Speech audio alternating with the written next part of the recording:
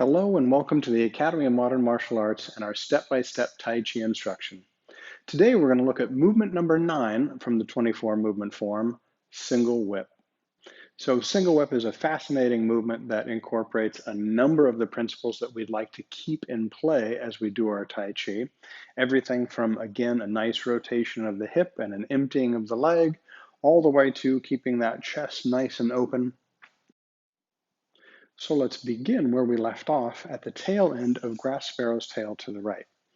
We finished with that push, and that push was our whole body in action.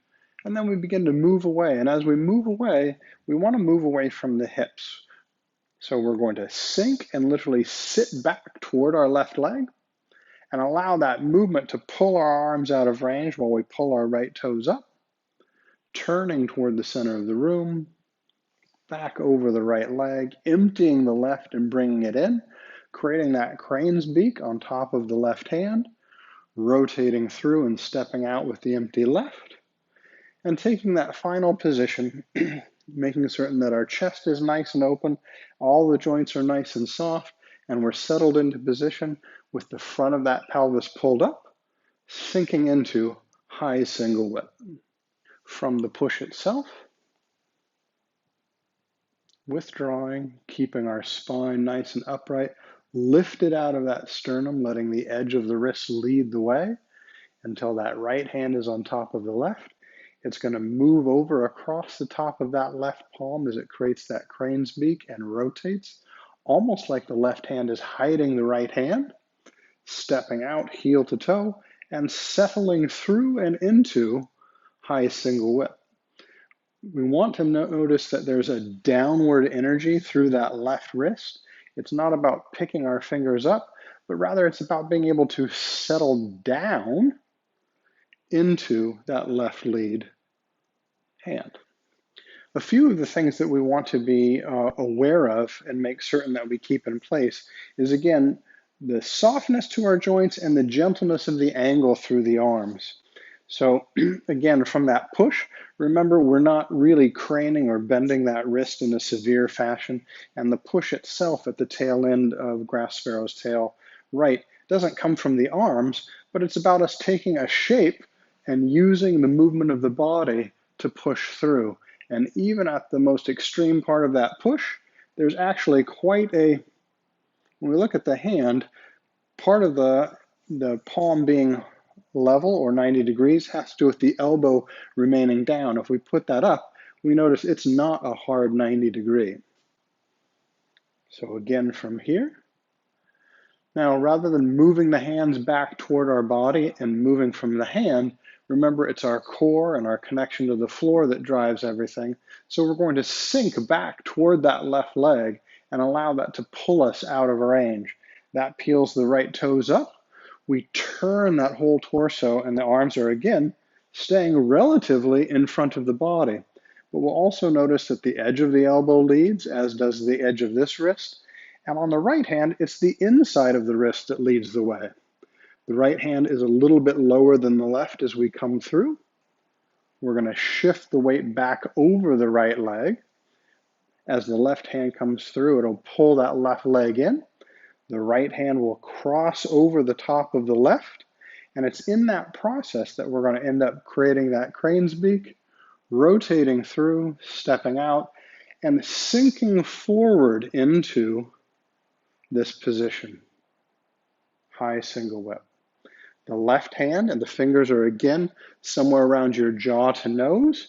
The right hand is somewhere around your shoulder height. There's absolutely no excess of strain. The shoulder remains seated and rooted. And again, there's that nice gentle arc through that arm. Let's do one more starting with my back to you so you can see me turning towards you. So our right foot's forward. We're maintaining the width in our stance. We're never on a tightrope in Tai Chi. We're going to rock back into the left.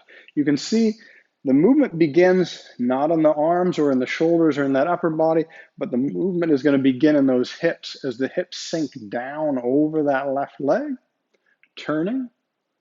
The arms are easy. There's really no tone on the arms. We bring the empty left leg in, and we step out and sink through that left lead, wrist down into position, and we have some nice width in that stance again, and our arms are nice. The cradle of our arms is nice. They drape off of our upper shoulders and just hang out there easily. As we do single whip, there are certain moments within that movement that invite us to have a little concavity in our body, or to shift our weight, or to lean forward. And we just want to remember that, again, all the movements of Tai Chi are really opportunities to invest in the type of principles and the type of posture we want to carry with us every day. So as we withdraw from that push, for example, we could be tempted to either move our hands inward rather than moving from our body, or what's very, very common, because we know we're going to turn to our left, is if we're thinking about it and we're thinking about our form, we'll often tend to lean with our head, which means rather than staying centered, we take our spine and our spine begins to lose angle. And so we sort of pitch and move around in this process.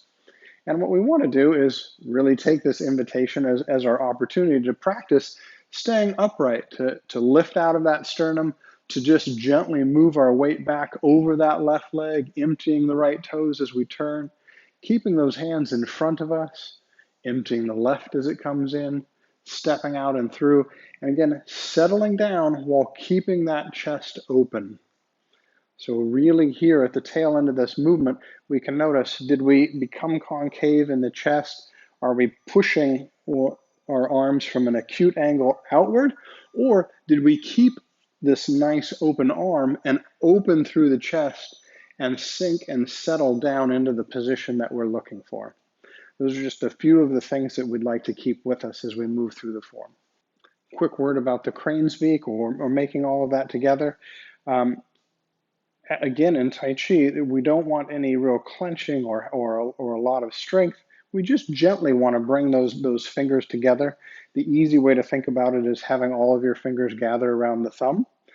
But the real thing is just relaxing. If we relax that hand and it were to just sort of hang as it was, if we were to bring it up while pushing the thumb to the middle, you'll find that they all should touch rather easily.